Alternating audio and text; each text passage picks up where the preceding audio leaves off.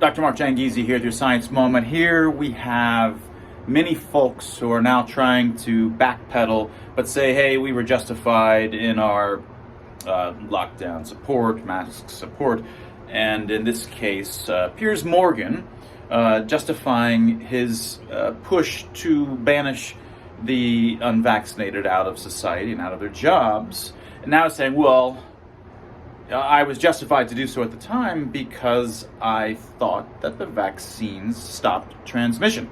Now, so let's just hear him speak in this regard, and here's what he had to say. It seemed to me, Neil, that when this was all happening, the pandemic, I took quite firm views throughout it, like a lot of people, I guess. One of which was when it was believed, when the vaccines first came along, that they would stop transmission. It seemed to me if you refused to be vaccinated, you shouldn't be entitled to the same rights to go to nightclubs and stuff as those who'd taken the vaccine and were therefore not able to transmit it. However, when it was established that vaccines actually didn't stop transmission, they just stopped a lot of people getting very sick and dying, the argument to then suppress any liberties or freedoms of the unvaccinated, to me, it went away. Because in that instance, if the ability to pass it on is pretty well the same whether you've been jabbed or not, then really it's down to the individual if they want to protect themselves from this virus. So I changed. All right, so that was Piers Morgan. Now, there's a few issues here. Now, even supposing that you believed that vaccines, the COVID vaccines, stopped transmission, when you're about to say that people should be fired from their jobs and banished from society, that is not allowed to go to anywhere, they can't go to any public establishment, shouldn't it be incumbent upon you to actually go check to see whether said vaccines stop transmission? Did you actually go do that? Did you see whether Pfizer actually even tested that kind of thing? All right, that's your responsibility when you're going to make an exorbitantly authoritarian and dangerously divisive kind of policy, worldwide, in fact. You just didn't bother to go check, right? Now, even if it was the case that the COVID vaccines stop transmission, there's a bunch of other reasons for why it still doesn't make sense. For one, in fact, it was rushed, right? These medications were rushed. We were all rushed, even those that were, it was we got to do this quickly so that we can get back to normal, blah, blah. It was rushed by their own lights. It was rushed. And there's a lot of folks who might say, look, we have to do a proper cost-benefit analysis. We have to actually look at all-cause mortality. And for those folks who were interested in looking at all-cause mortality and worried about whether it's in fact positive rather than in fact negative, I'm only going to take it if it's positive, and maybe not even then. Why should such folks be banished from society?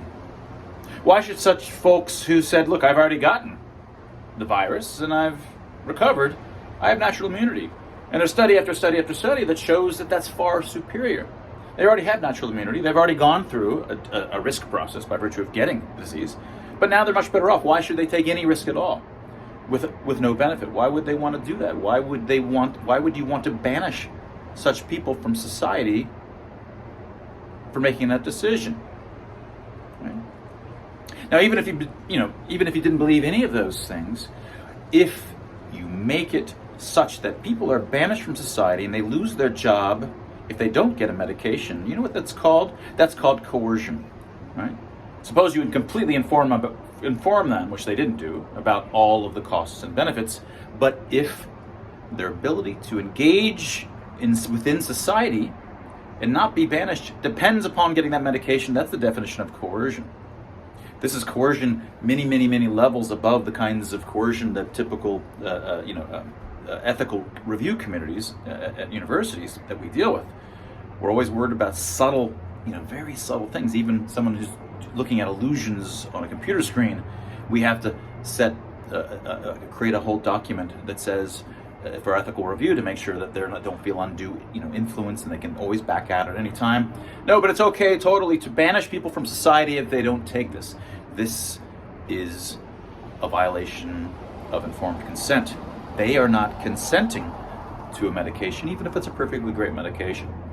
And finally, I'll leave you with something I did a moment on this last year, which even if the vaccine was great, you know, and like it was all the ideal things, vaccine programs were never designed such that they push the unvaccinated out of society, right? And I'll let my old video, an excerpt from it, do the talking. And that was your Science Moment. Dr. Mark Janghese here with your Science Moment. I'm going to remind you today about some of the motivations for why we have vaccination programs in the first place. Now, one of the obvious advantages to being vaccinated is that you yourself are protected. You have a much lower chance of having a serious illness by virtue of having COVID or whatever the disease is. But the other reason we have vaccination campaigns is so that by virtue of there being many people that are vaccinated, community spread is thereby suppressed. What that means is that even if you're not vaccinated, perhaps you just don't want to, or you didn't get around to it, or perhaps you're immunocompromised and you couldn't or shouldn't get vaccinated, everybody in the community ends up with a higher level of herd immunity by virtue of the fact that many, a sufficiently large percentage, are vaccinated. But the individuals who are vaccinated, of course, are still much better off. Now, the second reason, this general suppression within the community of transmission, is something that occurs when the unvaccinated are amongst the vaccinated. It happens when they're all intermingling. By virtue of there being many vaccinated people there, the transmission gets stopped and there's lower transmission. And I'm setting aside the fact that vaccinated today seem to be potentially be still transmitting. Let's set that aside for the moment. Now, if you decide to have vaccination passports and you don't let the unvaccinated into society, well, where are the unvaccinated going to hang out? They're going to hang out with one another. The unclean are going to hang out with the unclean. And this completely undermines the second reason, the community transmission side of why we have vaccination campaigns in the first place. It's so that we don't have this massive spread within communities. But if you're putting the unvaccinated with the unvaccinated, then you have no community transmission suppression at all. The virus will spread amongst those communities and you'll end up with tremendous spread. And so the second entire point for why we have vaccination campaigns will be undermined. The reason that people want to have the unvaccinated out of society is not because it's wise policy, it's because the unvaccinated haven't done the thing that they're supposed to do as good people. They're now viewed, by virtue of not showing that they're in line with the good, they don't deserve to be part of society. Those are the kinds of psychological motivations which are pushing people to want them not even in society at all. And these are very dangerous when you're looking at one group of people as an unclean kind of people, not deserving to be in society. These are the most dangerous psychosocietal forces that there are, and you have to be aware of them because they underlie all of the great tragedies that we find in societies and all the great genocides and democides that we've experienced.